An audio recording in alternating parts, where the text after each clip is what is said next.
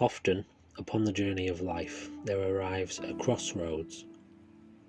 a critical turning point whereby the force that governs our life is brought very clearly into focus.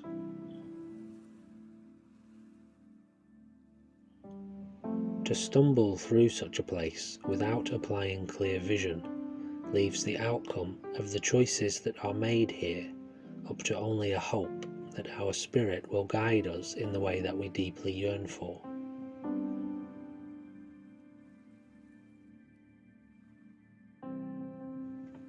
But to see clearly the path that appears from turning down either of the roads, one of which we must inevitably walk, leaves us with a clear awareness of the direction we are heading. While not knowing the specifics of exactly how things are going to turn out, what we can and do know is that the path we walk will either lead deeper into the mind's misery or deeper into the mind's liberation.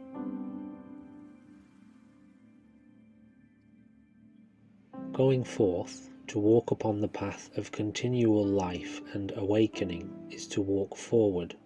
upward, inward, pathward towards deeper and higher unknowns.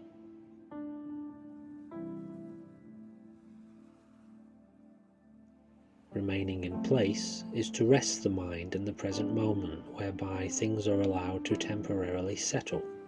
bringing a breath of fresh air to the mind before its inevitable need to once again move and flow arises. Turning towards that which we have already known, towards thoughts and feelings that are familiar, towards the comfort of what we have already come to understand, leads towards the mind habitually revisiting and repopulating its own miserable contents.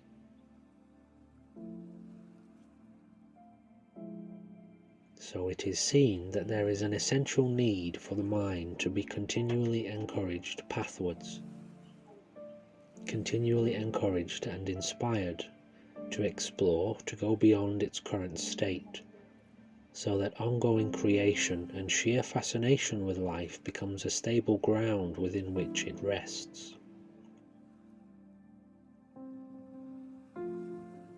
In this way, there is an unending momentum of one's life towards exploration and discovery,